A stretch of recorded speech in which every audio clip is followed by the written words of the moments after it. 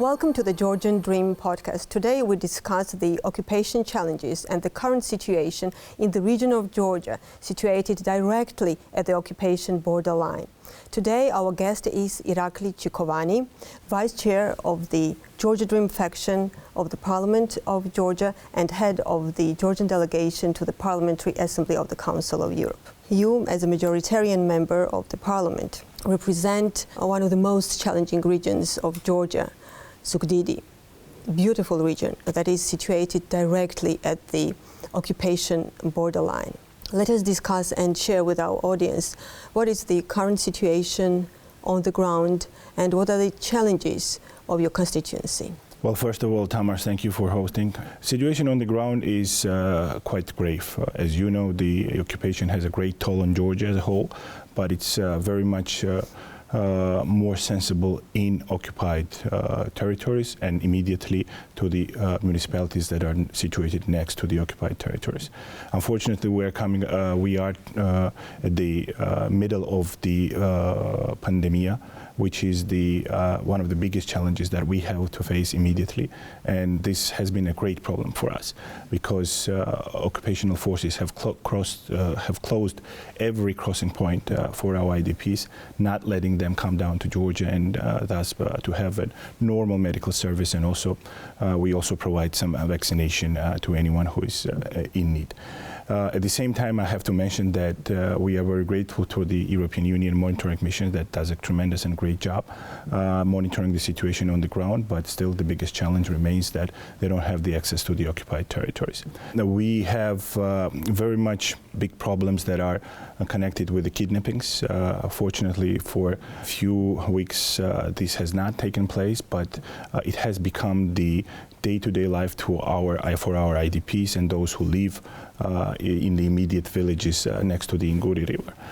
That is something that we have to try to mitigate by our means and with the support of the international communities. As we see from what you tell us about the situation on the ground, your constituency and the communities have the special needs and requirements.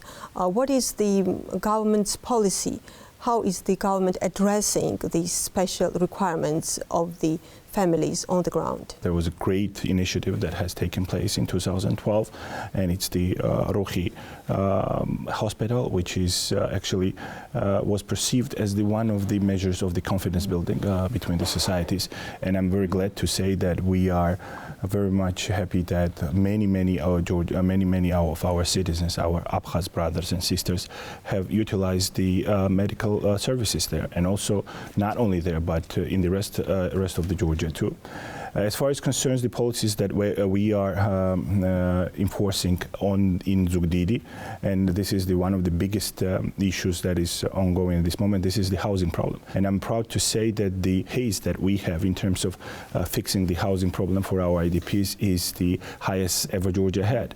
For example, only last year in Zugdidi municipality, we have provided 640 families with a new apartment.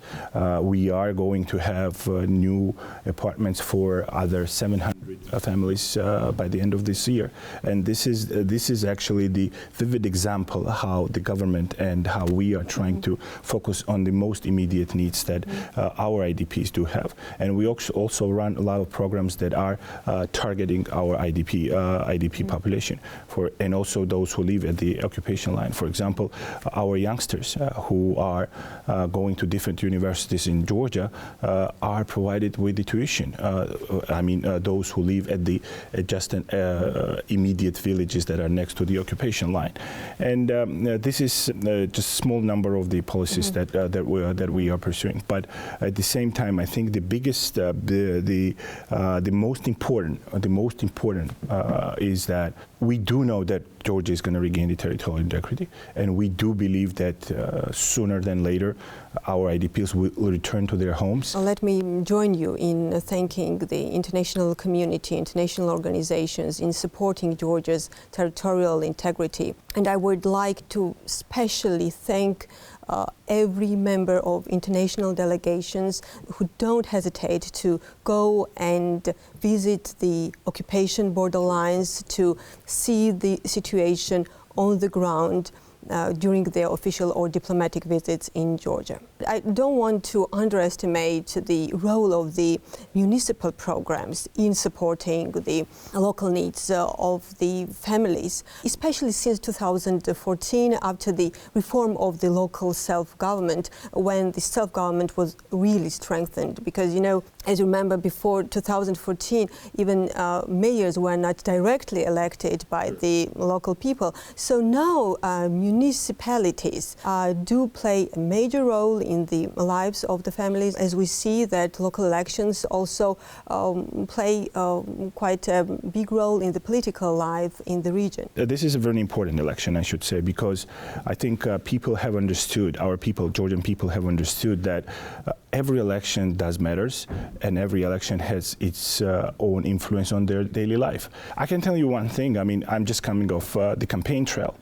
Every meeting that we have, whether it's going to be the town hall meeting, whether it's going to be the door-to-door campaign that we do, people will focus on a concrete problem and they want concrete fix.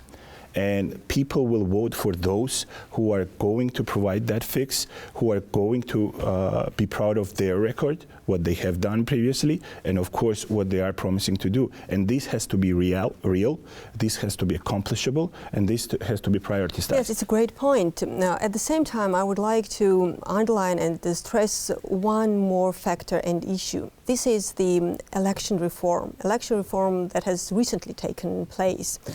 This election reform was widely discussed in the civil society and supported by many different opposition political parties. This reform was designed to bring in the novelties that actually block almost every possibility of vote rigging, of election manipulations. I think this is quite an important factor in strengthening the trust in the local elections. It truly is, definitely. I can tell you, I've been in Georgian politics since 2009, and I've been part of the many electoral working groups that we're working on the electoral reform. And I can tell you, and I can attest that this is one of the most comprehensive reforms ever done in Georgia. And I think the most important thing here is that these reforms are the consensus-based reforms. And I don't remember in Georgian history when this many parties, this many non-state actors have supported these reforms. Of course, one, we know who's destructive in this country, meaning the United National Movement, who actually is not participating in any reform whatsoever. They're just complaining and not participating where something could be accomplished.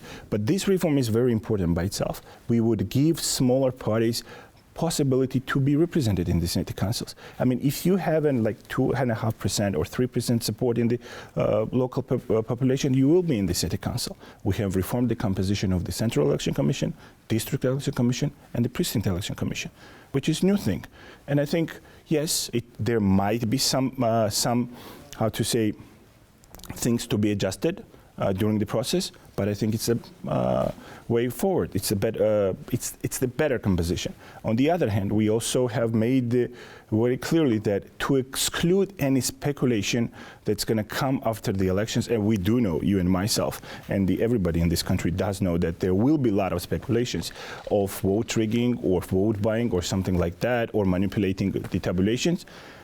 To ensure that is not going to happen, we have said that we're going to recount in every municipality 10% of the precincts, which is mathematically excludes any kind of fraudulent activity. Well, we are developing. I mean, Georgia is a developing democracy, and the electoral process itself also does need the development. And I think what we have done just in a few months after the 2020 elections, well, I think it's important. It's very much answers to the requirements that we have identified during the previous elections, and I think it's going to provide better process.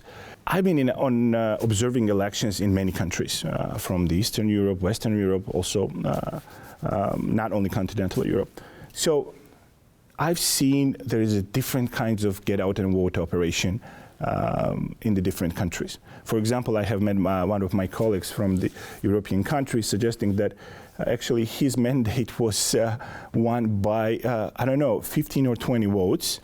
And he actually says that he made like more than 200 calls the night the election was holding, and just realized that that phone calls mattered.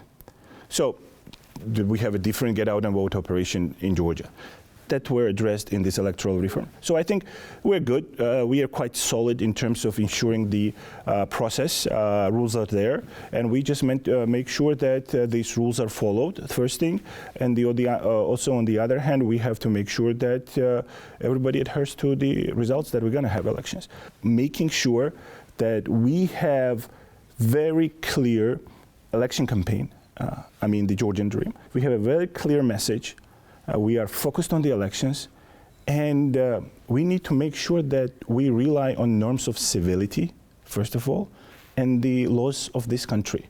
Yeah. And that's the way forward. Exactly, and it is also important to underline that this election reform was developed in line with the recommendation of the OSCE. And as you've already said, it is important that after the elections, the results will be welcomed by all the parties. Well, they may not be welcomed by those who's going to lose it, but they need to realize that it's elections. These are elections, and elections are the part of the democracy. Yes. Thank you, Irakli, for this discussion. Thank you for watching. I hope you share this podcast with your friends and colleagues. Until next time.